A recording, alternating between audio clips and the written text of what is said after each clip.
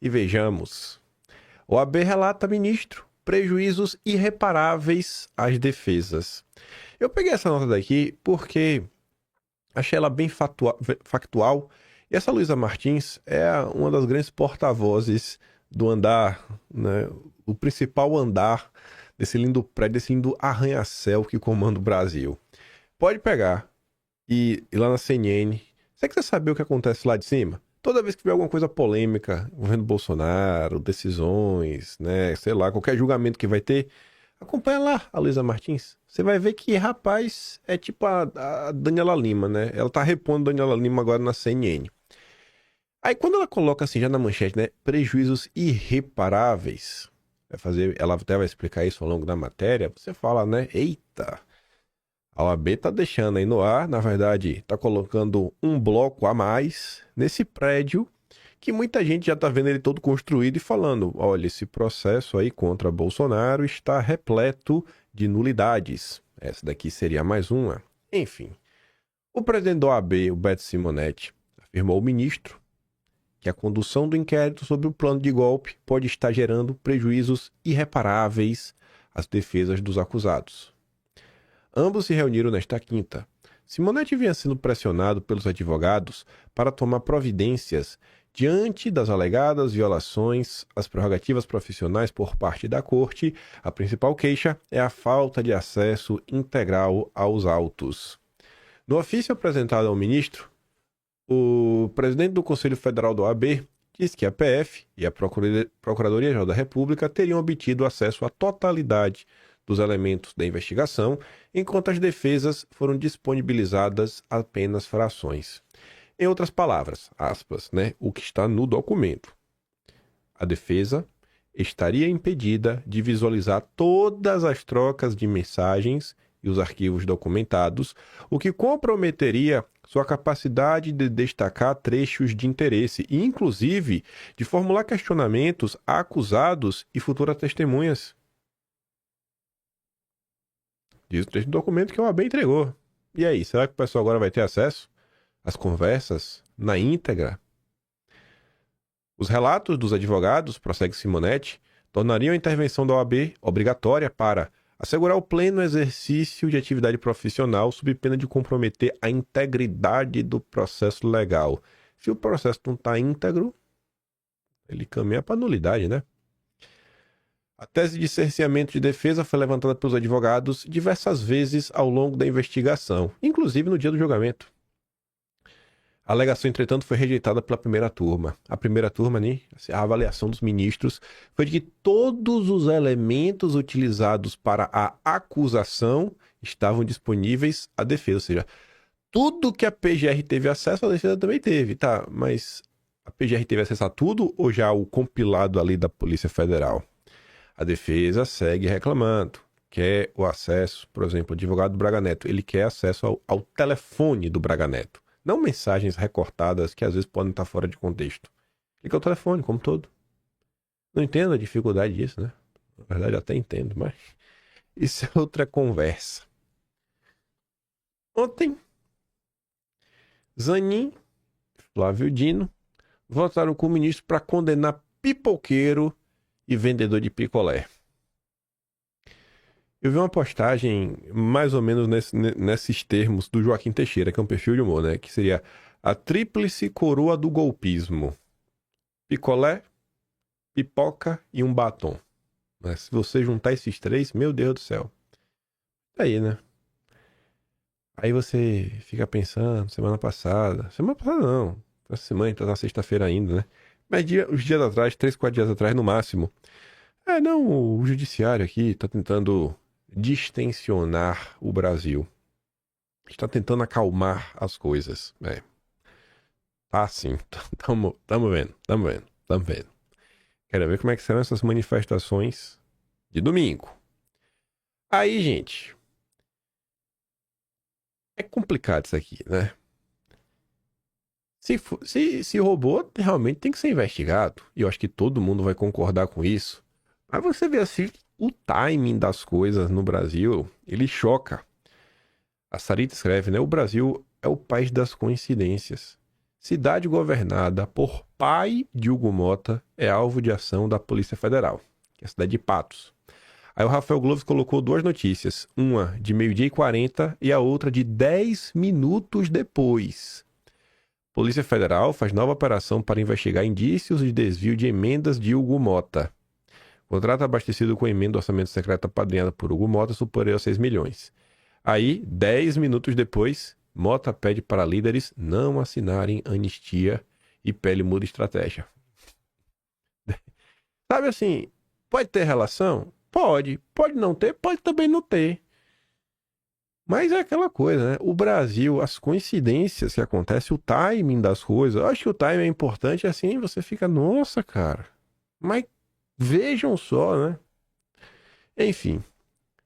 Sobre essa questão de mudar a estratégia do PL, a gente comentou sobre isso nos últimos dias.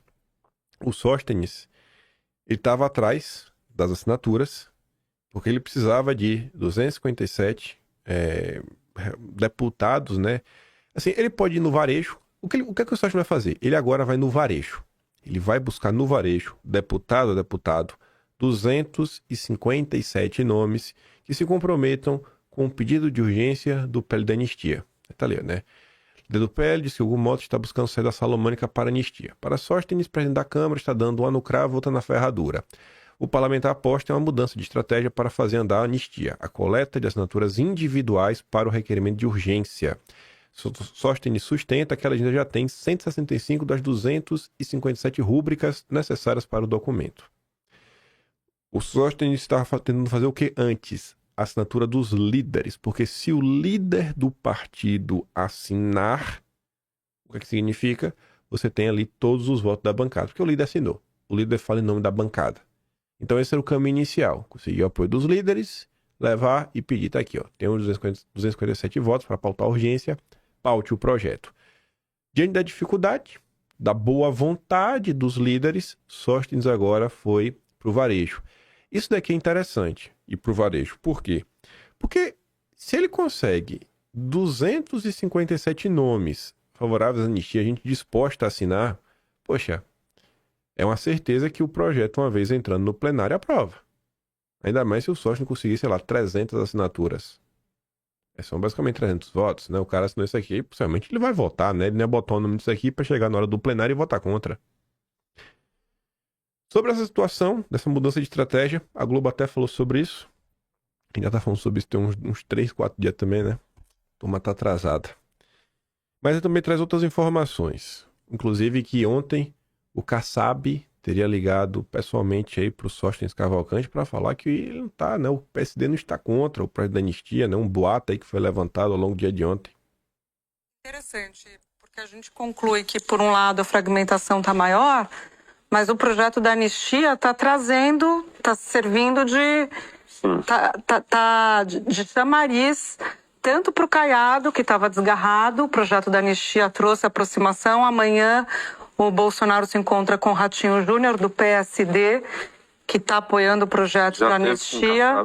Kassab telefonou hoje de manhã, às 9h40 da manhã, para o líder do PL. 9h40 não, 6, não? 6h40, desculpa. Gente, Kassab acordou animado para dar apoio. O Sóstenes disse que costuma ficar até tarde, né, trabalhando e tal, então essa hora ele não atende o telefone, mas diz que ele abriu assim, de canto de olho, e viu o telefone aqueles, sabe, quando a vibração, e era o Kassab, 6h40, já animadíssimo, Kassab já articulando. O Kassab, ele dorme articulando. Quando ele acorda, ele já fechou 3 acordos.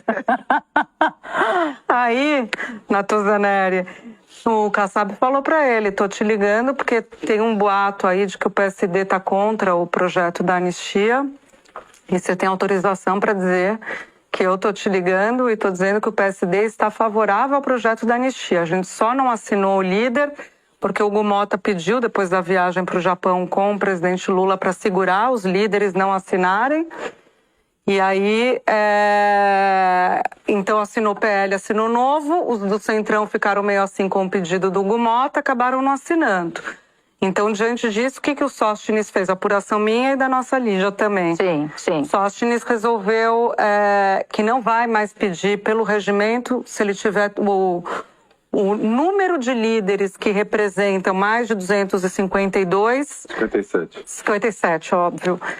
Ele consegue colocar a urgência para votar, né? Ou já a própria urgência aprovada. Coloca para votar, né? Mas tem que ter a assinatura dos líderes. Para o PSD, quem assinou foi um vice-líder, não foi o Antônio Brito. Então, é isso que ele está dizendo. Diante das dificuldades de ele conseguir esse número de líderes que representam os partidos que têm 257, tá pegando assinatura ele está indo no varejo. Deputado por deputado. Ele desencanou do atacado e está indo no varejo, deputado por deputado. Já tem mais de 150. Precisa de 257.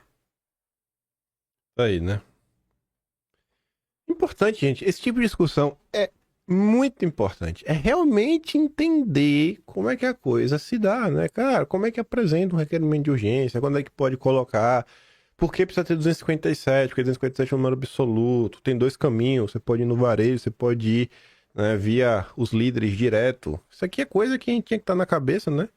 A maior parte das pessoas. Mas tenta aí discutir sobre isso. Tem gente que se nega a entender esse processo. Sabe, assim, parece que o pessoal quer emburrecer as pessoas. Aí para falar sobre isso, né? Não tem como não falar, porque isso me incomoda demais. Não incomoda só a mim, né? Incomodou aqui o Eric também. O senador Eduardo Girão coloca ali na postagem, falando, né? Exatamente essa questão. Mota pediu a líderes que não assinassem urgência. Aí o Girão vem naquela: falta de aviso não foi. Aí, falar agora é pra rua, tudo mais, né? O Mota fez isso, fez aquilo outro, depois de eleito, após disputa com Marcel Van Hatten, né? Joga pra torcida, né? Colocando aquele cenário, né? Era só ter votado no Van Hatten que estava tudo resolvido. Aí o Eric comenta: ô, senador Eduardo Girão, mais uma vez o senhor insiste com essa retórica. É sério? O senhor realmente acredita que conseguirá alcançar algo com esse tipo de postura? Apoiar o deputado Marcel em sua derrota já consolidada seria talvez uma atitude mais sensata? É isso que o Girão quer que as pessoas acreditem? Era melhor perder e não ter nada. Abrir mão das comissões que o senhor tanto elogia, sim elogia. Abrir mão de até mesmo impedir emendas por meio dessas comissões. Impedir pautas e ser eficientes em obstrução. Deveríamos então nos contentar em gritar que estamos certos enquanto a população sofre? Senador, é hora de trabalhar e parar de gritar. Já estamos exaustos dessa sua falsa preocupação. Primeiro, o senhor se envolveu nas eleições anteriores. Foi candidato quando tínhamos Rogério Marinho para líder do Senado e mesmo assim você lançou a sua candidatura.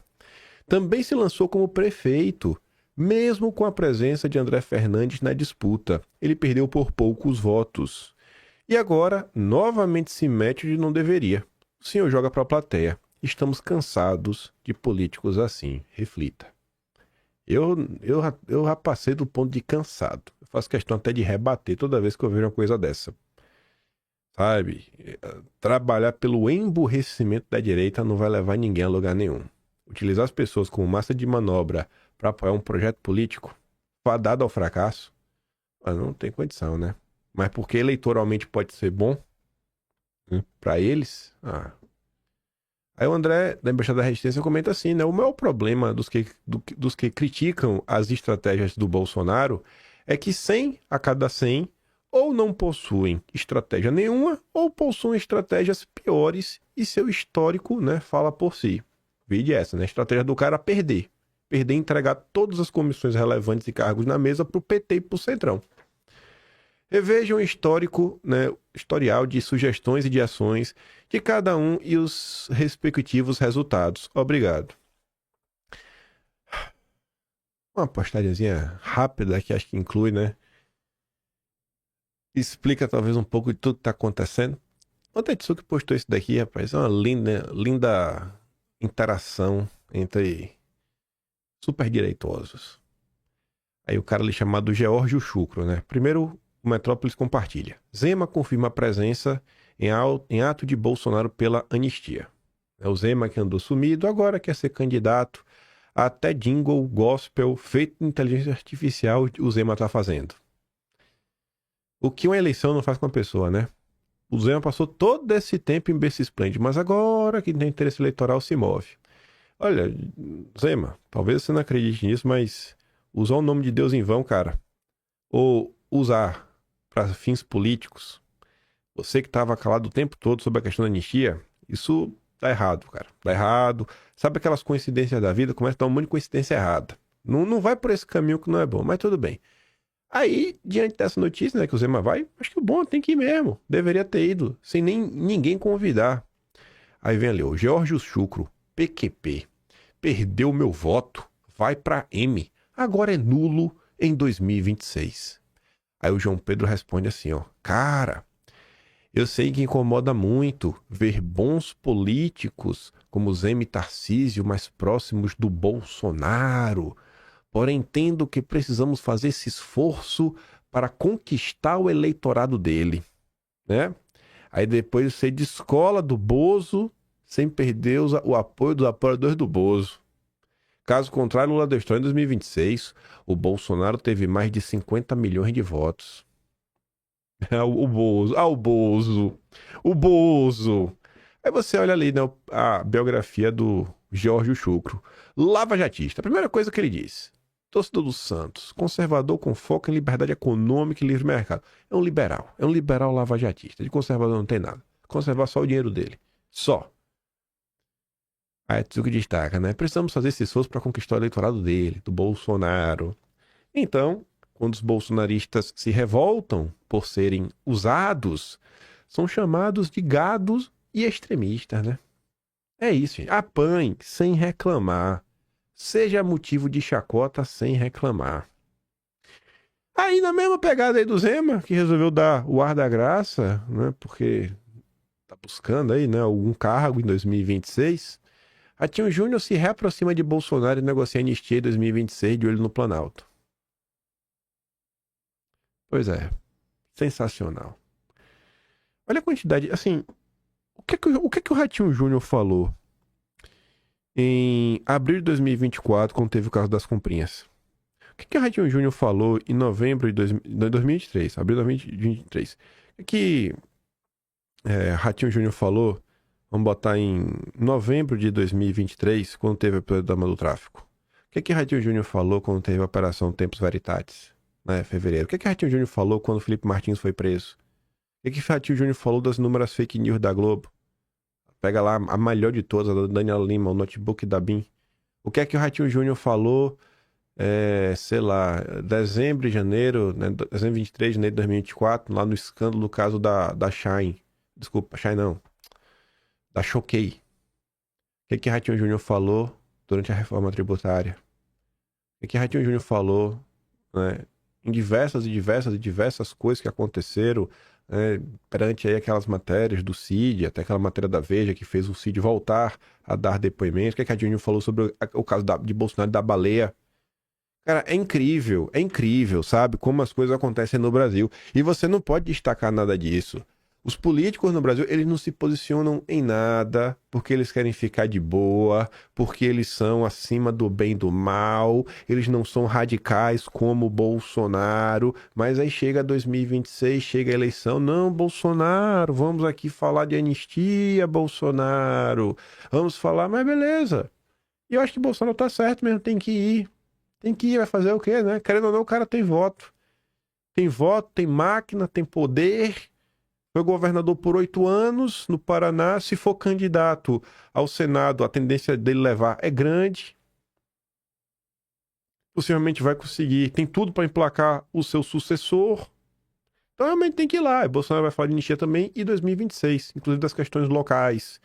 Quem que vai ser, né? Governador, talvez o vice, Senado, quem que vai ser os nomes que vai emplacar. Bolsonaro falou que um dos nomes é o Felipe Barros. Então se o Ratinho não for para presidente, for para Senado, Ratinho Júnior e Felipe Barros, essa dobradinha, beleza, tá lá. Lá vai Bolsonaro tentar fazer algum tipo de acordo para realmente a direita ter algum tipo de lucro. A direita ganhar alguma coisa, né? Que o Ratinho Júnior é muito popular. Mas o que me incomoda é ver essa turma que deita em berço esplêndido diante de todas as confusões que acontecem todos os dias, até as coisas que você pode usar para criticar o governo Lula. Cadê aquele episódio do Tachad, que o Haddad, todo mundo falava do Haddad, cadê o Ratinho Júnior, cadê o Zema, cadê todo... Nada! É revoltante. Mas é o que temos, né? É isso que eu digo. 2026 será impossível. É impossível. Eu duvido. Eu aposto dinheiro contra. A direita não terá maioria na Câmara. De jeito nenhum. Na Câmara. No Senado, eu acho que tem como ser direita. E quando eu digo isso pra vocês, eu falo que é direita. Cadê direita? É direita. Sem direita. Ratinho Júnior, né? Ciro Nogueira. Cadê direita? Mas pelo menos não é petista. Esse é o Brasil por hora. Mais do que nunca, a turma da direita aí, né? O pessoal que se diz de direita, ia trabalhando, velho, pra pensar uma coisa um pouco mais coesa, mais organizada. Ter realmente um plano, diretrizes um pouco mais claras, porque aí fica até difícil pra galera bancar o isentão. E até fortalece o discurso, né? Cria caixas de ressonância, todo mundo batendo na mesma tecla. É que a gente falou de eleição, a gente fala de novo lá no final. A gente fecha o vídeo hoje falando de eleição também. Eu acho que vai dar tempo, né? Só mostrar isso aqui que é impagável. Daniela Lima começa falando sério. E aí, assim, ela segue falando sério sobre coisas absurdas pra negar que Lula é o Biden brasileiro. Lula não é o Biden. Lula é um menino novo. Tá se recuperando mais rápido que um bebê. Escuta isso aqui. Luiz Inácio Lula da Silva ontem, esse bastidor a gente trouxe em primeira mão para vocês aqui, depois todo mundo teve de ir lá acompanhar, porque Lula desceu, marchou do Palácio do Planalto até a residência oficial do presidente do Senado, Davi Alcolumbre, para fazer o primeiro encontro dele com Gleisi Hoffmann ao lado, a sua ministra das Relações Institucionais, com os principais integrantes da base aliada do Senado. São os líderes da base aliada do Senado. Já já a gente vai colocar uma foto aqui para você ver quem é que estava lá e por quê. Essa é a primeira conversa do ex-presidente nesses termos. O fato dele ter descido do Planalto até a residência oficial do presidente do Senado, Davi Alcolumbre, é um gesto em si de estou reassumindo, vou reassumir, vou dar prioridade a um contato direto entre eu e vocês. Luiz Inácio Lula da Silva, também vamos para o blog aqui, rapidamente, aproveitou a ocasião e foi questionado pelos... Vamos mostrar a foto? Beleza, vamos juntos. Tá aqui, ó, esse foi o tamanho. Você tem aqui Cid Gomes, Efraim, o próprio Davi Alcolumbre, o Eduardo Braga, do Amazonas, MDB, você tem aqui Otto Alencar, PSD, líder do governo, aqui Rogério Correia, do PT, Leila, senadora Leila, aqui Elisiane Gama. Então, vê o tamanho aqui do grupinho que foi reunido. Essa era uma conversa, assim, o que se espera de uma conversa desse tamanho? O senador Renan Calheiros, aqui também, do MDB. O que se espera de uma conversa desse tamanho? Pouca revelação. Não. Lula fez questão de passar alguns recados. Eu conversei com alguns dos integrantes dessa comitiva e perguntei ali, Lula em algum momento, gente, falou sobre 2026 e o senador me disse, falou sim. Lula disse textualmente que estou me preparando para ter saúde, porque sou candidato em 2026. Estando bem de saúde, eu sou candidato. Diz que Lula chegou ao ponto de dizer, olha, voltei a fazer musculação, tô correndo todo dia, tô muito bem, tô me sentindo bem da cabeça, tô me sentindo em plena capacidade física e eu quero me manter assim, porque a minha vontade é tentar um quarto mandato. Eu falei, mas senador, o senhor levou a sério? Tá me parecendo um pouco a coisa do Biden. Esse senador me disse, olha, um homem da idade dele que sofre uma pancada na cabeça, que deixa uma lesão de grau 2 no cérebro e se recupera em menos de 30 dias, não pode ser comparado ao ex-presidente dos Estados Unidos. Eu falei, mas senador, veja, há uma busca... Eu vou continuar, né? Não é o Biden, é uma máquina. É uma máquina. Grau 2 na cabeça, 30 dias tá novo. Não é o Biden. Ele fez questão de falar que tá tendo uma saúde, tá malhando, tá correndo. Ela começa, não, o Lula fez um ato, ele foi marchando. Oh meu Deus do céu, é uma máquina. O Lula conseguiu ir a pé. Sabe, o negócio deve dar uns 10 minutos. Ele consegue andar 10 minutos. Uau! Ele é... O Usain Bolt é corredor de 100 metros. Quem é corredor de maratona? Lula é o São Silvestre. Eu não sei o nome de ninguém, mas São Silvestre todo mundo conhece. Lula já tá apto a correr a São Silvestre. Ele foi marchando até a causa do Alcolumbre. Assim, vai falando uns absurdos num tom de seriedade, como se fosse alguma coisa importante. É pura propaganda. Isso aqui é propaganda antecipada. E eu não sei nem se pode uma coisa dessa, né? Se bem que é a Globo. A Globo a gente espera qualquer porcaria. momento que o coração aquece no dia de ontem. O homem é jogador. Esse aqui é... Eu fico me perguntando daqui a 10 anos, 20 anos, quando a gente olhar pra trás, pra história do Brasil, como é que a gente vai lembrar desse cara?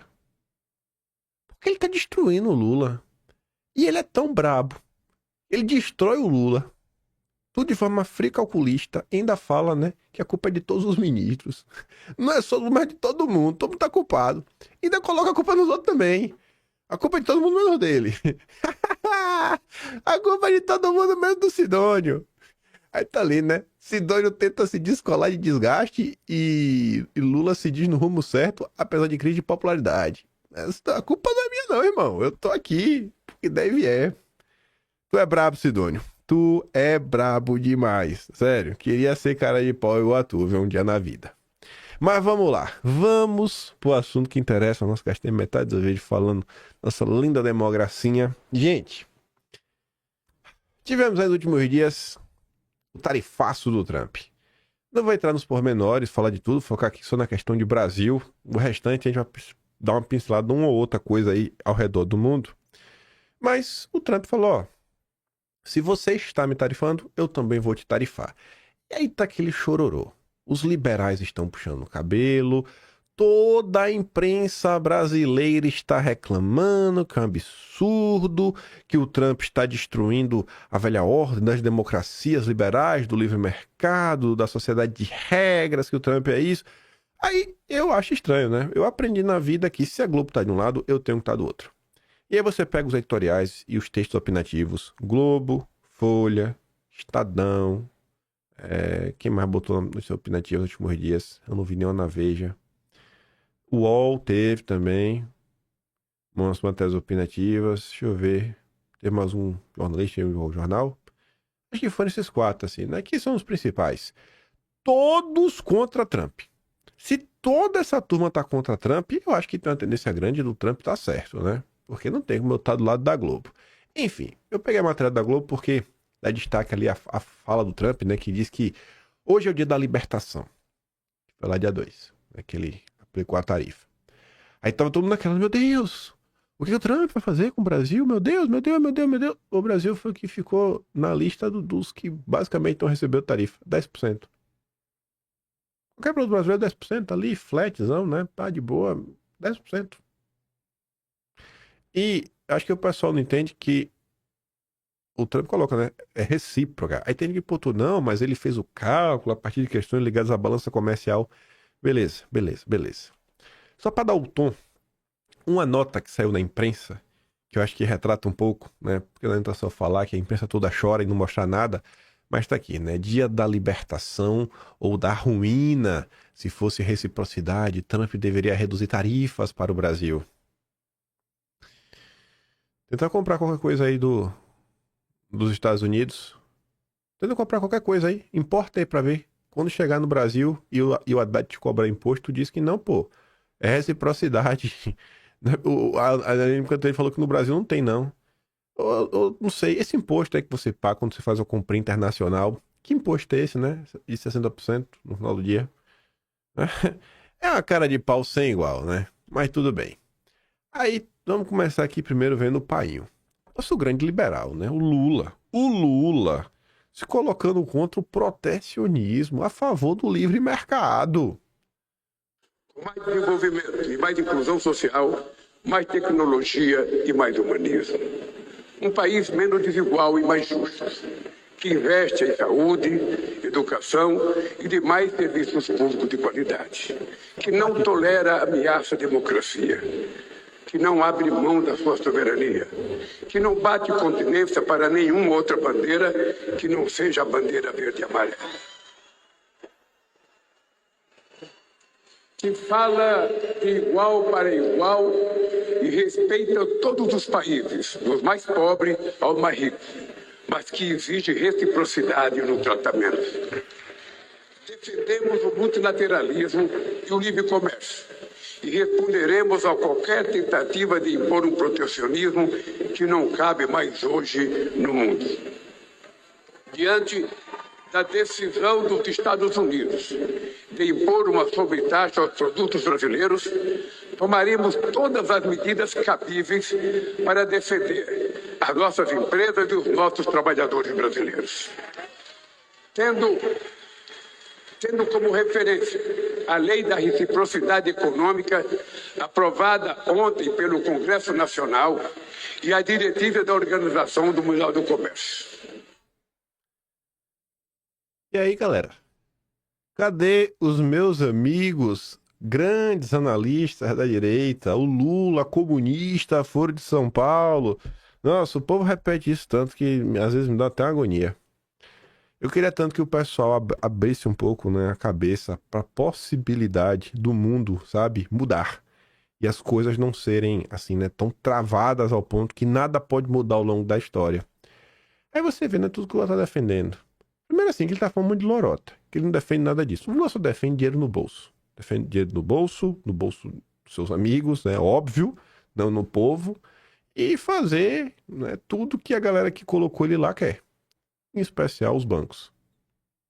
Não livre comércio. Quando o Lula fala que é no multilateralismo, ele tá certo. Gente, o que é o multilateralismo? É a ONU, é o OMC, é o OMS.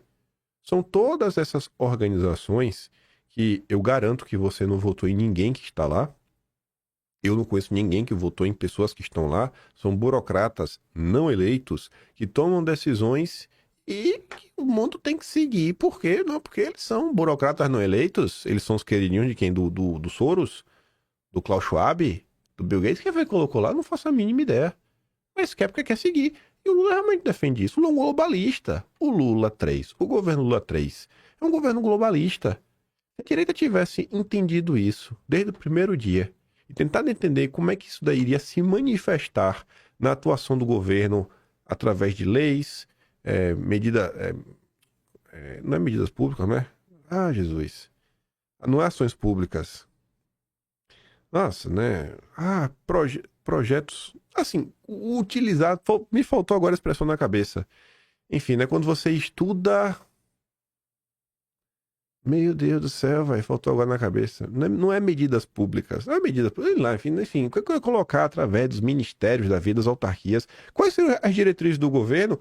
A coisa podia ter sido diferente. Falou assim, cara, qual é a tendência dos globalistas hoje ao redor do mundo, além da questão woke, da diversidade?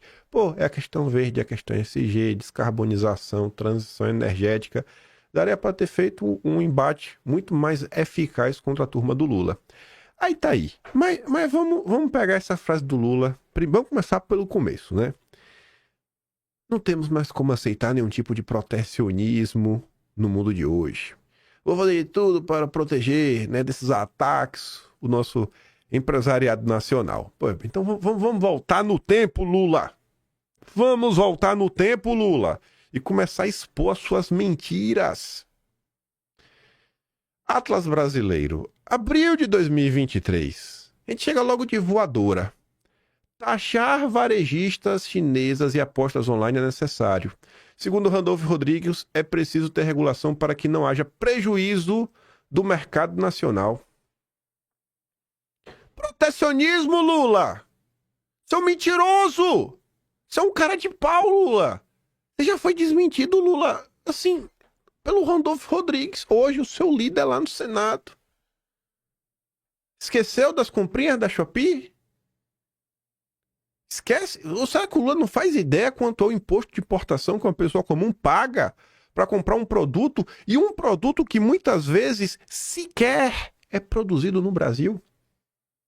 Que reciprocidade é essa? Produtos que sequer são produzidos no Brasil. O protecionismo é para proteger. Você cobra imposto para proteger o seu mercado de alguma coisa. Mas se você não produz, você vai colocar imposto para quê? Qual é a lógica de colocar imposto em computadores, em celulares, que são ferramentas de produtividade, de trabalho? Porque não reduz, cara. É porque o governo quer a parcela dele, né? Ainda que o governo colocasse a parcela dele, qual é o preço aí, né, do imposto de importação desses produtos? Mas vamos continuar avançando, né? Ainda no mês de abril de 2023. Conforme Lula aí e sua turma foram para cima das compras internacionais, as ações da Magazine Luiza subiram. Que coisa, né? Um indicativo de que vai ficar muito mais caro de importar produtos subiu, né? Isso aqui me parece um protecionismo pesadíssimo. Aquela imagem estava dando RT antes da Folha de São Paulo. O governo vai acabar com isenção de importação de encomendas de até $50. Cadê, Lula? A reciprocidade, irmão? Aqui da Austrália eu posso comprar coisa na internet, Lula. Do Brasil eu não pago nenhum imposto. Assim, pelo menos até $1.000 e poucos, aí é tudo isento. Eu nunca fiz uma compra aqui online e precisei pagar o imposto. Nenhum, velho. Zero. E aí, Lula? O que é que tu me diz? Varejistas pedem ao governo que taxe empresas de comércio eletrônico asiáticas. Para quê? Para proteger o mercado interno. Tarifa. Protecionismo. E aí, Lula? Tu é um cara de pau, Lula. Tu é um mentiroso descarado. Aí tá ali, né? A turma da Luiza Trajano, Flávio Rocha da Riachuelo, a turma do Carrefour. Só a nata da picanhagem. Aí tu avança, né? Na época o pessoal dava destaque àquilo ali, né? Lojas Riachuelo, fabricado na China. Qual é a proteção da indústria nacional? É para dar o direito do monopólio da venda, né? O cara, ele importa no precinho, aí ele coloca a etiqueta dele, do produto que foi fabricado lá fora, e ele cobra horrores para ter grandes lucros no Brasil, na mão do pobre. Varejo critica Lula e busca reunião com o governo sobre recuo em imposto de itens importados. Porque o governo, diante da pressão que rolou, opa, né, quase tremeu na base. Sem esse contrabando todo, talvez não tivesse de fechar 90 lojas. É contrabando? Não é a reciprocidade, não. Aí, cadê a reciprocidade, pô? Cadê a reciprocidade nessas horas? Não tem. Na hora do povo pagar a conta, não existe reciprocidade. Aí você vai para outubro de 2023. As mesmas pessoas que estão falando que Trump está destruindo o planeta, acabando, né, com a ordem vigente do livre mercado e tudo mais, é a turma que defende imposto cura vício em compras pela Shine Shopee. Como é que vocês podem ter essa cara de pau? Aqui parece que é do Valor Econômico até, né? Pela imagem aí do Jornal Digital. Parece. Não vou bater o martelo. Mas por que o Trump? Por que o Trump está destruindo o planeta e o Lula pode colocar imposto? Eu não consigo entender porque a tarifa do Lula é do bem e a tarifa do Trump é do mal. Eu não consigo entender. Alguém me explica. A tarifa do Lula cura vício. A do Trump destrói o mundo. Aí você vai para novembro de 2023. O governo deve taxar a importação abaixo de $50 até o final do ano, diz indústria. Empresários do setor têxtil que cobrem isonomia tributária se reuniram com o Haddad nesta quarta e saíram animados do encontro. O procurador do governo não quis falar nada. Pois é, né? Parabéns aí, Lula. Aí tem até uma coisa curiosa. Nosso pré-candidato a deputado federal, ele não anunciou publicamente, mas o Ferri vem fazendo até jantares, rapaz. Ele compartilha o vídeo do Alckmin que dizia, ó, Alckmin diz que imposto de importação será cobrado em compras internacionais abaixo de $50. E o Ferri diz, ó, notícia excelente para o varejo brasileiro, necessária. E aí, se você não acompanha o mercado financeiro, eu te digo que o grande Café com Ferri comprou aí uma fatia considerável da Casas Bahia, uma grande varejista. Será que Ferri tem o DNA de um campeão nacional? Talvez, né? O futuro aí vai nos falar. Salve Ferri. Aí eu falava, né? Os liberais comemoravam a medida. Mas afinal, né? Impostos não, até o ponto em que seja do seu interesse. Envelheceu bem esse tweet, viu, Ferri? Envelheceu bem demais. Aí tu vai para maio de 2024. CEO da Pets defende regulação de compras no exterior. Olha o nome bonito, né? Não é tarifa, é regulação. Porque você tem que botar uns tributos, tem que regular o que entra, que aí você não sabe, às vezes, nem a qualidade do produto que entra, aí pode fazer mal, etc, tudo mais. Gente, é uma cara de pau sem igual tudo que tá acontecendo. Pois bem, mas vamos lá. Tem um livro que eu sempre falo pra vocês, que é um livro desse tamanho aqui, ó. Rapaz, não tem... Deixa eu ver aqui, ó, pra falar quantas páginas tem no total. 142. E a última aqui já tá basicamente... referência, né? Que a última página é de referência. 142. Deixa eu ver a página 1, o que é que ele considera. E já começa na página 5. Isso com a apresentação. O grosso do livro mesmo começa na página 31, que é o relatório em si, que é isso daí, né? Essa é a página 31. Aqui, ó. Página 31. Eu bati até a foto. O que está acontecendo no presente momento, eu acho bem curioso. Até para mostrar para as pessoas, que às vezes fica difícil de entender, que você não tem a obrigação de escolher na vida entre apenas dois caminhos. Que o mundo não é dividido entre comunistas e liberais. Que às vezes tem outras coisas acontecendo e algumas medidas podem ter, né? Como é que a gente pode dizer? Algumas coisas por trás dela que fazem sentido. Vejam só. O Alexander Hamilton é um dos pais fundadores, um dos principais pais fundadores, lá no braço direito do George Washington, lá nos Estados Unidos. George Washington, né? Depois eu falo o nome errado, acho que é. Mas enfim, 5 de dezembro de 1791. Acho que Marx nem existia aqui, né? Acho que nem tinha nascido, se duvidar. Não lembro quando é que o Marx nasceu, mas o Capital não existia. Vamos ver, né? Na época, então, ele não seria comunista. Vamos ver se o que ele está falando aqui, sabe, tem alguma similaridade no que Trump está fazendo no momento. Até porque, antes do Trump vencer, a própria Foreign Affairs tinha feito aí uma aposta que era a hora de trazer de volta o consenso hamiltoniano. Gente, o relatório do Hamilton começa aqui, ó. Esse é o primeiro parágrafo. Eu quero ver apenas os 2 primeiros parágrafos. Eu não vou pegar, eu não pensei um pedacinho. É óbvio que eu acabei pensando um pedaço do texto. Você começa a ler.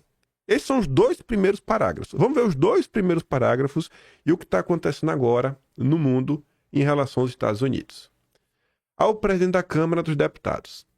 O secretário da Fazenda, no cumprimento do mandato de 15 de janeiro de 1790 desta Câmara dos Deputados, tem dedicado a sua atenção, tão prontamente quanto o tem permitido, às suas demais obrigações, ao assunto das manufaturas. Aí eu vou ler lá embaixo, né? O termo manufatura é aqui empregado em sua acepção da época, com um significado atualmente atribuído à palavra indústria. Esta última significava, então, qualquer atividade produtiva. Então, manufatura, naquela época, é o que a gente vê com indústria hoje. Enfim, o assunto das indústrias, particularmente aos meios para fomentar as que tendam a tornar os Estados Unidos independentes de outras nações em seu abastecimento militar e de bens essenciais. Com certeza vocês viram várias discussões desde que Trump tomou posse sobre a necessidade de reindustrializar o país, levando em considerações fatores estratégicos de soberania nacional, segurança nacional, geopolíticos, a própria questão, né? O próprio Biden já vinha fazendo isso, ventando lá a venda da US Steel, né? A siderúrgica dele até para o Japão, porque é um bem essencial, tentando levar lá, né? Basicamente o Biden comprou todo um pacote de uma fábrica de semicondutores, esqueci agora, é uma sigla de 4 letras, acho que quase 100 bilhões de dólares de investimento, porque, cara, é um bem assim que hoje não é só essencial, mas também faz parte de um abastecimento militar, né? Semicondutor hoje no mundo não tem nada que seja assim eletrônico que não tenha um processadorzinho lá dentro para fazer alguma coisa. Aí você vê, né? 1790, lá estava o cara pensando nisso. Cara, a gente tem que pensar aí em termos de indústria, meios, fomentar. A gente tem que fomentar a indústria interna, porque a gente precisa pensar em Estados Unidos enquanto nação, grande império, forte militarmente e que a gente não dependa, pelo menos nas questões essenciais, de ninguém. Senão a gente vai ser refém. Assim, respeitosamente, apresento o seguinte relatório. A conveniência de incentivar as indústrias, né, manufaturas, os Estados Unidos, que não há muito tempo era considerado um tanto questionável, parece contar agora com um reconhecimento bastante geral. Lá atrás, não, para que industrializar? O negócio é produzir barato, é fazer o que a gente faz melhor, às vezes, a questão é do agronegócio, é o nosso ascendente agrícola, mas não faz muito sentido, não. Ele falou, pô, agora a gente tá vendo que é importante ter as indústrias, né? Aí ele falava assim, ó, os obstáculos que dificultam o progresso do nosso comércio exterior tem levado a sérias reflexões sobre a necessidade de ampliar a esfera do nosso comércio interno. As regras restritivas que nos mercados estrangeiros limitam a venda dos crescentes excedentes de nossos produtos agrícolas dão lugar ao franco desejo de ampliar a demanda interna destes excedentes. Olha, os Estados Unidos viviam na situação que o mundo estava lá, né, colocando lá uns impostos neles, né, umas tarifas nele, dificuldades, que ele não estava conseguindo vender o excedente. Aí veio o Trump lá da época, né, falou, vamos fazer com a reciprocidade então, né? Na época não foi relativamente isso. Mas o cara tá falando, a gente tem que procurar aqui alguma solução. A gente também tem que pensar no mercado interno. Vamos fomentar o mercado interno. E diversas das coisas que o Trump vem fazendo é exatamente para isso. Criar empregos nos Estados Unidos, em solo americano, trazer as empresas de volta, porque a economia não é só o valor final do PIB. Eu acho que tem que ter uma certa distribuição, acho que a população tem que viver bem. Trump comunista, né? Fala aí, Trump comunista! E o completo êxito experimentado pela empresa manufatureira em certos setores importantes, associado aos sinais promissores demonstrados por esforços menos maduros em outros setores, justificam a esperança de que os obstáculos ao crescimento deste tipo de indústria sejam menos formidáveis do que se temia e de que, em seu crescimento posterior, quando a indústria crescer, em seu crescimento posterior, se possa encontrar sem dificuldade uma plena compensação por qualquer desvantagem que apresente na atualidade ou que possa vir a apresentar, assim como o aumento dos recursos favoráveis à independência e à segurança nacionais. Então, assim, no presente momento, pode ter aí um surto, talvez até levar a uma recessão no primeiro momento, mas o ganho posterior disso, no médio e no longo prazo, reindustrializar o país, cara, não falta. Não faltam motivos aí para você explicar. E as vantagens de ter tomado esse tipo de coisa. Quem aí não tentou, quem não quis comprar 100% da narrativa da imprensa, algumas discussões que eu estava acompanhando na rede social, o pessoal apontou muitas coisas. O pessoal estava falando, inclusive, que até para os Estados Unidos, a depender uma desaceleração, uma perda de dinamismo nesse presente momento, com assim, uma dívida trilionária com vencimento agora, acho que vale até 2028, algo assim, uma coisa que vai ter que, assim, emitir novos títulos da vida, se refinanciar de novo. Na época, acho que foi a 3 e poucos %. A Selic deles hoje está em meio em torno de 4%. Então, a depender, se tiver até uma desaceleração, o Banco Central tem todas as ferramentas para, na canetada, baixar o juro. Olha aqui, ó. Vamos seguir aqui na ortodoxia, fatores macroeconômicos, vamos baixar os juros, então vamos renegociar a dívida no precinho. Quem tiver que renegociar está 26 tri, a 3 e pouco. Você renegocia agora a 4, eu acho que vai ficar muito mais caro, né? Então, assim, a galera não quer nem se dar o trabalho de entender. É a crítica pela crítica. É jogar pedra. Aí você tem que ver Lula e a Globo pagando de louco, fingindo que são os grandes defensores do livre mercado, do multilateralismo. Que o Lula aí, né, ele tá contra o protecionismo a vida toda. O Trump é um louco. O Trump não sabe nem o que ele tá fazendo. É uma coisa que nunca antes na história desse planeta aconteceu. Eu vi outra análise e o cara tava comentando que o fato dos Estados Unidos ter uma moeda forte, como a questão do dólar, acaba até por afugentar que as empresas se instalem lá, porque se o dólar ele é caro e a mão de obra lá não é uma mão de obra barata, quando você tem um processo globalizado ao redor do planeta como um todo, você normalmente vai correr para onde você tem mão de obra barata. Então esse processo de globalização do mundo acabou por fortalecer, né, a comunada lá. Pode ver o tamanho do país e como se tornou um império econômico. Mas vamos continuar. Quem tem que falar mais de Brasil? Olha o nosso grande Jamil Chad, porta-voz extraoficial da ONU contra o Brasil. Ele odeia o Brasil. China cobra fim imediato de taxas de Trump e promete retaliação. Olha quem não gostou. Olha quem não gostou. Pega e lê apenas o capítulo em torno de questões econômicas do projeto 2025 lá da Heritage Foundation. Vê o que eles falavam que deveria ser feito, sobre qual approach, qual o olhar econômico e o que eles achavam da China. Vê e olha o que o Trump está fazendo agora. Eu acho que pelo menos vai falar que ele não... Assim, ele pode até ser maluco, mas acho que vai ser muito difícil tu falar assim, que ele acordou de manhã e falou, rapaz, eu vou meter tarifa em todo mundo. Do nada ele chegou nessa conclusão. Aí, além dos comuns, quem que tá achando ruim também? O FMI. O banco mais globalista do mundo, né? Que era lá em Bretton Woods. Na delegação brasileira, contou até com o pessoal lá do Godinho e do Roberto Campos. FMI alerta. Tarifaço de Trump é risco significativo para a economia global. Não, realmente é um risco. Agora, para que tipo de economia? O Trump não está preocupado com big money. Ele está preocupado com o setor produtivo do país dele. E aí? Então, assim, quem tá chorando, tem que entender por que essa turma tá chorando, né? Mas vamos continuar. Vamos ver algumas coisas em sequência, antes de fazer juízo de valor e tecer qualquer tipo de comentário. Vamos só no factual que tá aqui, depois a gente junta e comenta de uma vez só. Sou brasileiro antes de ser trumpista, diz líder do PL sobre o projeto da reciprocidade. Eu recebi parte de nossa bancada que é ligada ao agro, né, que é o Sóstenes Cavalcante. Recebeu quem? Pedro Lupion e Tereza Cristina. E aí falou que seria um grande desgaste se o PL fosse contra, porque a nossa base é o agro. O mesmo agro que você pode aplicar o que eu falei lá atrás pro Ratinho Júnior. Cadê esse agro na Tempo Veritatis? Caso do Felipe Martins, todos esses casos polêmicos da história do Brasil, compra das comprinhas da China. O líder do PL admitiu que foi uma decisão difícil para Bolsonaro e relatou que ele não deu o aval de coração aberto. Sóstenes ainda disse que, pessoalmente, Bolsonaro segue contra a proposta. Pessoalmente, ainda está contra. E Bolsonaro se posicionou contra isso.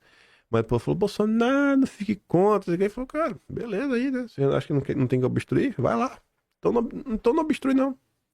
Calma que eu já comento. Tô nervoso já, porque eu sei o que vai aparecer na sequência. Gostaria de fazer considerações importantes sobre o projeto de lei da senadora Tereza Cristina.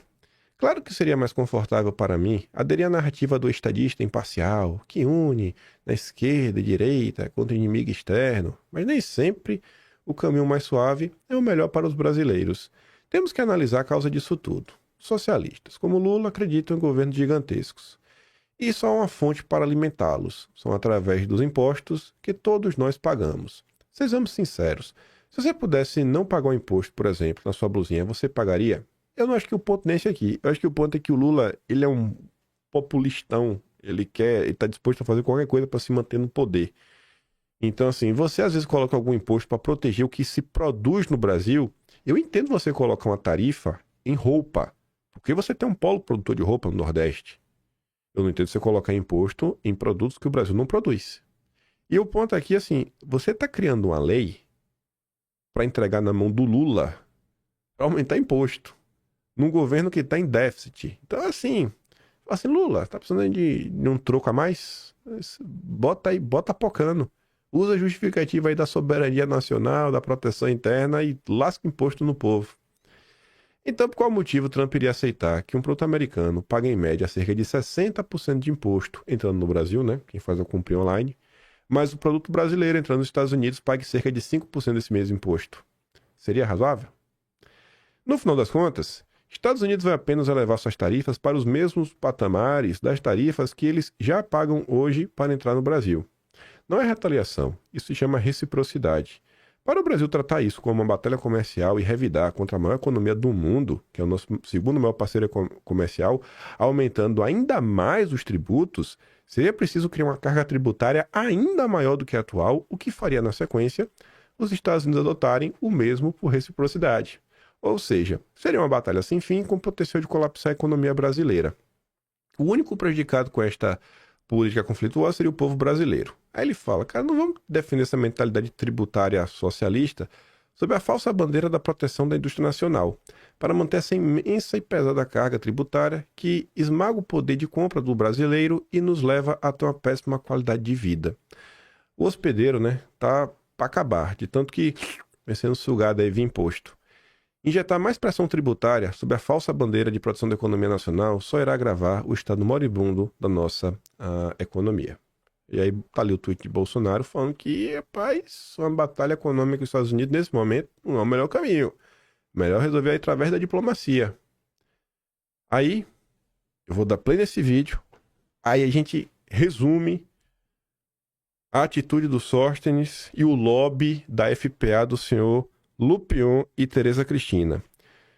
Ex-embaixador Rubens Recupero. Não é um cara de direita, né? Vamos lá. Mais uma entrevista ainda repercutindo o anúncio feito pelo presidente dos Estados Unidos, Donald Trump, que acaba de anunciar tarifas de pelo menos 10% a produtos brasileiros. Está conosco o embaixador Rubens Recupero, ex-ministro também. Embaixador, bem-vindo. Boa noite. Bom, te pergunto qual avaliação geral o senhor faz desse anúncio que acaba de ser feito pelo Trump. Vai vendo. Boa noite. Bem, o Brasil não saiu mal. Esses 10% de que você está falando é a tarifa universal, que ele vai aplicar a todos os países do mundo, né? Na verdade, o Brasil teve a mínima tarifa dentro daquela tabela que ele apresentou, né? Muito menor do que a dos outros países, né? Eu não vejo muito que queixa o Brasil possa ter, né? Porque é um tratamento que eles estão dando a todos os países do mundo, né?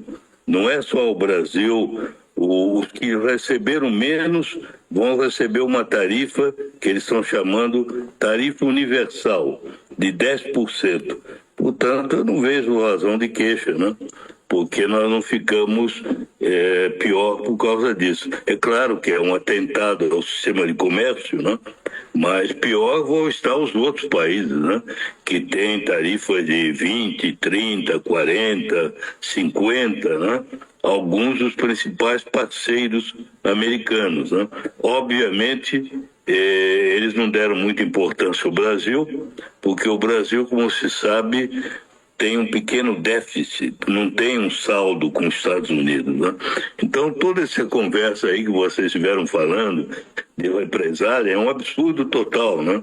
Porque o Brasil não tem que fazer represália nenhuma, né? Represália por quê? Porque estamos no melhor tratamento possível dentro da tabela dele. Então, eu não vejo muito, acho que vocês não estão compreendendo bem a situação, né? Sakamoto. Embaixador, boa noite. Cara, quer falar? Não, pode ir, Sérgio. Não, é para embaixador. Desculpa, tá com delay aqui. Vou eu, então. Desculpa, tá com delay. Gente, olha só, o presidente toma uma medida de Estado, ó. A partir de agora, os produtos para entrarem no meu país vai cobrar imposto de importação. Imposto de importação, começa 10% para todo mundo. O Brasil é isso. Não é um negócio assim, mirando. Não, eu estou declarando agora um conflito com o Brasil. Lula, eu estou indo pra cima de você, eu vou lhe derrubar. Não é disso que está se tratando. O presidente tomou uma medida de Estado. Pronto. Aí o cara falou, cara, não tô entendendo o que vocês estão falando. Retaliar o quê? Que maluquice é essa? Vocês não estão entendendo a situação. Aí eu vou resumir toda essa movimentação do Sóstenes, que teve o coração tocado aí pelo lobby do agro, né? Lobistas. É só isso que vocês sabem para fazer, você não abre a boca pra nada.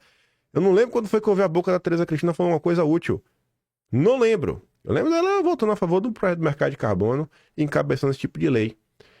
Resumir. Rapaz, eu vi uma imagem ontem, que é essa aqui, ó. Eu nem sou fã do Ancapsul, acho que ele tá meio assim da cabeça, é até questão ligada aí, conflito Rússia e Ucrânia.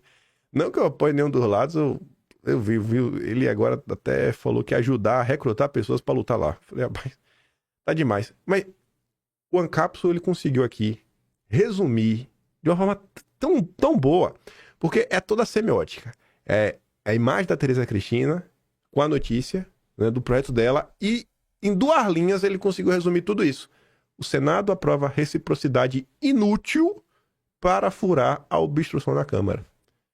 A única coisa que esse lobby que existe do agronegócio no Brasil não serve pra nada, só encher dinheiro de milionário que quer virar bilionário e bilionário que quer virar multibilionário.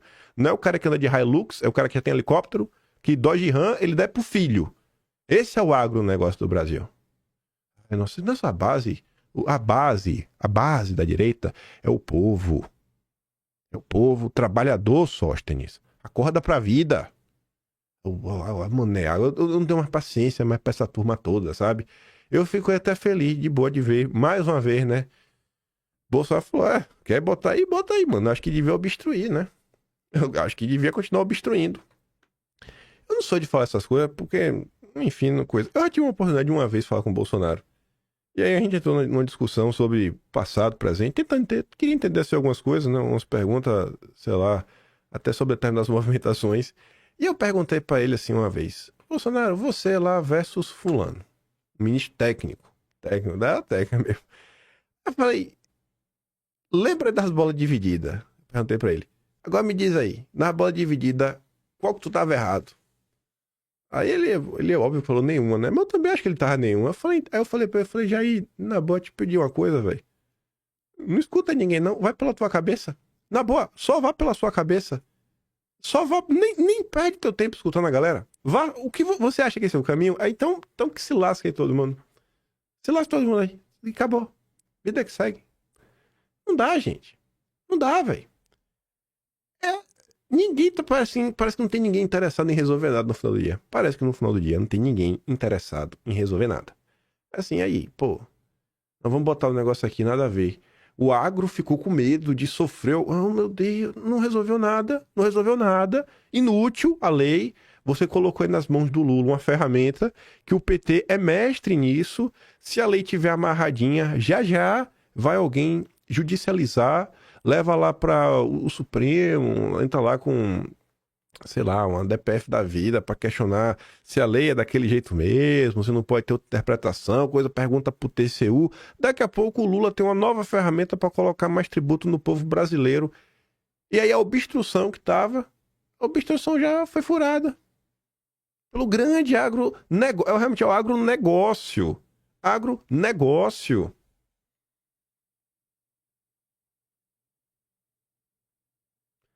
Liberais, né? Liberais sendo liberais. Não dá pra esperar nada diferente. Liberais sendo liberais.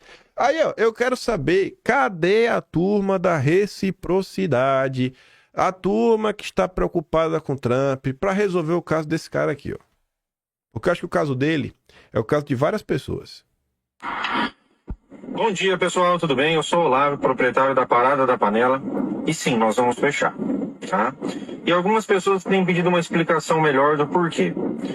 Pessoal, é muito simples. Você está indo no seu supermercado com esse governo, com essa situação que está acontecendo, sem falar de política. Vamos falar da nossa prática. Esquece política. Vamos falar da nossa realidade. Tá sobrando dinheiro para comprar uma panela, para comprar uma roupa, para comprar um tênis? O que a gente está fazendo? A gente está empobrecendo, o Brasil está empobrecendo.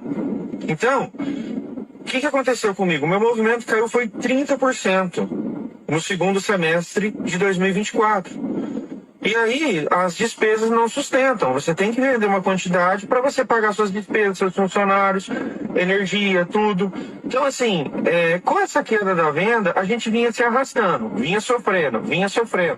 E agora a derradeira vai sair um viaduto em frente ao seu comércio. Então a pista que passa em frente à loja vai afundar e a loja vai ficar lá em cima. E aí o que a gente fez? A gente decidiu encerrar, vender os estoques, as instalações, porque não é só eu que estou fechando. Quantas empresas fecharam no país? Quantos varejos estão sofrendo com essa situação? E por quê? Porque o brasileiro só está dando conta de comer, gente. E olha lá, muitos ainda não. Então, assim, não quero falar de A nem B. Eu quero falar da nossa realidade. De entrar para o mercado, botar 2 sacolinhas no caixa e gastar mais de R$100 facilmente. Então a gente que tem aí um pessoal que está em renda familiar de 4, 5 mil aqui na nossa região, que não é uma renda ruim, tipo, a mulher trabalha, o marido trabalha, o filho trabalha, essa pessoa está sofrendo, ela está pagando aluguel, está fazendo uma compra de mercado, está sofrendo. Agora eu quero falar para vocês, quem aqui não está sentindo no bolso? Quem que não está? Então, gente, infelizmente a Parada da Panela é uma vítima do mercado e a gente está aí tendo que encerrar as atividades. Tem esse motivo da economia e o derradeiro vai sair o viaduto. Beleza? Valeu, bom dia e aproveita as liquidações que o estoque está acabando. Até mais. Não apareceu um político aí, na hora do pequeno e do médio. Agora os grandes latifúndios, a palavra, né? A esquerda agora, os grandes latifundiários brasileiros, e aí, aquele trator, rapaz, nem o peão eles querem botar mais pra trabalhar, pra economizar ali no salário mínimo, o agronegócio. Não abre a boca pra nada, nada. Cadê essas entidades do agronegócio pra abrir a boca da porcaria da anistia? Usa o povo como massa de manobra. A base real que existe no Brasil é o povo, e só. Bolsonaro foi mais de quase 60 milhões de votos. Mano, é a base do agro. Olha, eu tô sem paciência, eu tô cada dia com menos paciência pra lidar com toda essa galera. É só oportunista. Aí depois tudo que a gente viu. Não, Não tem mais espaço para protecionismo. Ai, o Trump. Ai, pipipi. Ai, eu sou a favor do multilateralismo. Eu sou o Barba. Eu sou amigo do Sidônio. Minha mulher é a Janja. Uma piada o que tá acontecendo. Uma piada de muito mau gosto. Aí você tem que lidar com isso daqui, ó. Pra você ver que nada mudou. É o mesmo discurso. O mesmo falatório. Quando precisa... Quando é pra nomear o Flávio Dino pro Supremo, eu sempre que tem um ministro comunista, aí joga pra torcida, né? Pros esquerdeiros, fala, Lula, o comunista, é isso aí, painho. Aí na hora que vê um negócio desse, não, eu sou a favor do livre mercado, o cara não tem valor nenhum dentro dele. Lula é literalmente um saco vazio, que o único interesse é a perpetuação no poder pelo poder, ó. Esse rapaz aqui de cabeça branca, que parece até o Noblar, não é a Dona Benta, não. Esse aqui é o Requião. É a mesma coisa no final do dia, né? Requião, que já foi filiado ao PT. Vamos ver o que o Requião falava. E pela imagem aqui, tem cara que esse vídeo não é novo. Porque o Requião hoje a cabeça tá toda branca. Ainda tem os cabelos assim meio, né? Ficar meio grisalho. Mas escuta só, pra você ver que o Lula é o que é e não é de hoje. Reguladores estão com o Lula e não abrem, não admitem outro candidato que não seja a Dilma por causa do Lula. Pois é, e a Dilma tem essa posição. Eu vi as conclusões da convenção do PT. É interessante, eles dão uma radicalizada aonde, a meu ver, não precisavam radicalizar. Então, de repente, eles assumem uma postura esquerdista. Mas, com toda essa história de um esquerdismo programático, esqueceram de dizer o que iam fazer com a macroeconomia. Quem é que vai mandar no Banco Central? Vale aquela proposta que está lá no Congresso Nacional?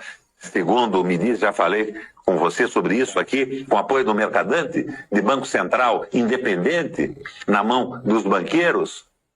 A essência do comando da nação hoje está na decisão de quem manda na economia. Se são os brasileiros, se a economia vai ser dirigida para gerar empregos, para desenvolver o país, ou se nós vamos continuar um mercado à disposição dos especuladores e exploradores no mundo inteiro. Isso não se define. E o governo, associado ao capital vadio, ao Meirelles, que era o presidente da Associação de Bancos Internacionais no país, representante do capital predador. Você vê, aqui aparentemente Dilma ia ser candidata, né? Esse vídeo aqui tem cara que 2010. Não, mas absurdo, Banco Central. Lula é o poder pelo poder. E o Brasil, assim como, sei lá, 15 anos atrás, Lula segue o grande capital. Vamos chamar assim, né? Os donos do dinheiro, os banqueiros. É sempre assim. É sempre assim. É incrível. É incrível. Aí, eu queria fazer um compilado em sequência, mas vai demorar. Assim, não vai ter tempo hoje. Mas eu ia ficar muito melhor se fosse sequência. Mas só para fechar o vídeo, para ele não ficar muito longo. Vê isso aqui. É a cara do Brasil. Ciro Nogueira diz em encontro com investidores que o governo Lula deu o que tinha que dar. Você vê como é que funciona no Brasil, né? O encontro foi onde? No BTG. Sensacional. Ai, o Dedé, hein, Ciro? O Dedé. O Ciro foi lá só pra ver o Dedé. O eleitor está pronto para migrar. E o governo Lula já deu o que tinha que dar. Foram as grandes frases. Aí, vai vendo. Ao falar sobre as decisões econômicas do governo, Ciro Nogueira acompanhou o cenário, né, pré-impeachment da Dilma. Só que ele negou que existam condições para o impeachment do Lula hoje. Dilma foi tirada porque tinha 7% de aprovação. Lula ainda tem um peso de 30%. Não tem como você decretar um impeachment do presidente. Não vai haver rompimento institucional. Não vai ter um rompimento. Mas o Congresso vai segurar. Vai ser um dique. O dique do Tororó, que tem lá em Salvador. O Congresso vai segurar. Vai tancar. A contenção explicou, né? O Estadão, né? Como é essa contenção aí, velho? O Congresso vai segurar como, Ciro Nogueira? Ele tá falando com os investidores no banco do Dedé. Essa contenção, o Congresso, o freio que o Congresso vai dar, né? É frear medidas de taxação. Aí você fala, meu Deus, eu vou parar de pagar imposto? Finalmente! Calma que tu é o povo não vale de nada. Durante o evento, Ciro Nogueira fez referência às propostas de tributação progressiva que miram faixas mais altas de renda. Ó, não vai ter impeachment do Lula, mas não se preocupe. A gente vai segurar o pepino. Como é que funciona esse segurar o pepino? Sabe esses impostos aí que miram os mais ricos? A gente vai segurar. E o mais pobre que se lasque. Porque no Brasil o pobre tem que se lascar. E é assim que funciona. E o errado é o Trump. Errado é o Trump. Errado é o Trump, é o Bolsonaro. É o Eduardo Bolsonaro. Certo é a Tereza Cristina, Lupion, o lobby do agronegócio brasileiro. Não tem nenhuma frente, é um lobby. São nossos amigos liberais. Trump comunista, duguinista, né? Caçabista também. Eu não aguento aí. É tirar o Brasil de otário. Dia sim, dia também. Dia sim, dia também.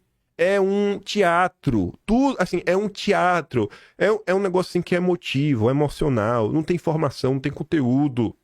É só pra mexer com o coração das pessoas, pra tomar um lado. Aí Trump isso, está destruindo o mundo. Precisamos agora um presidente mais moderado. E até pra ajudar a colocar a culpa do fracasso internacional em alguém.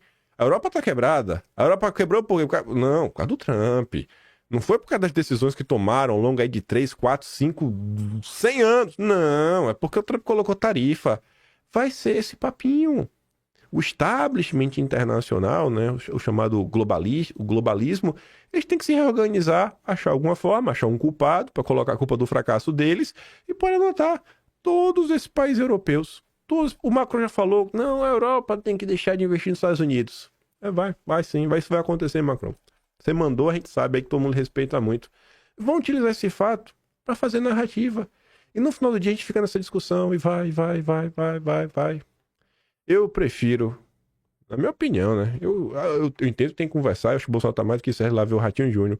Mas independente de quantas pessoas você conversa todo dia, e quanto mais pessoas que você conversa, mais apoio você tem, e não dá pra você ter aquele apoio do cara que te apoia, né, de maneira, assim, 100% na agenda que você defende, mas, poxa, que pelo menos esse núcleo mais próximo, né, de Bolsonaro, cara, que essa turma aí realmente se aproximasse, fechasse, e começasse realmente a trabalhar para que no futuro, daqui a 4 anos, 10 anos, 20 anos que seja, sabe, a direita poder estar numa posição tipo Trump, de olhar de cima para baixo, né, assim, e botar ordem na casa, e falar, cara, eu não preciso de vocês, são vocês que precisam de mim. Sabe, a gente já tem maioria na Câmara, então tem maioria no Senado. Se você quiser colar comigo para então a maioria ainda maior, né, porque ainda tem espaço aí no Centrão, beleza, a gente pode conversar, mas... Sabe, esse grupo aí mais próximo, mais coeso, esse núcleo duro aí da direita conservadora brasileira, ela tem que dar um passo à frente. Produzir mais, com mais qualidade, ter a atividade legislativa robusta para mostrar, conseguir se comunicar melhor com a sociedade, lidar com os problemas do dia a dia. O cenário aí para a direita assim, tá ótimo para surfar. O Lula está em franca decadência, as pessoas estão querendo ouvir soluções. Os jovens descolaram da esquerda, é uma tendência internacional, a direita está numa tendência internacional, é arregaçar as mangas, gente, e cair para dentro. Mas esse é o Brasil do Lula, confia, né? O Lula, ele está lutando aí contra o Trump, o miserável, está destruindo o planeta. Vou mandar os vídeos que eu dei play lá no Telegram, aí tu pode rever 20 vezes lá o Lula mentindo. Se gosta do meu trabalhinho, se um pouco mais, para assinar no meu canal, tem um botão de valeu. Tem um peito na descrição e tem o Atlas brasileiro, né? Eu só coloquei uns recortes ali, mas quiser entender o caos econômico no Brasil e ao invés, né, de querer essa conversa mola do Trump, vai lá, lê mês a mês os capítulos de economia, aí tu vai entender como é que a gente chegou até aqui. Vejo vocês amanhã, fiquem com aquele grande beijo e abraço, tamo juntos, valeu meus amigos, fui!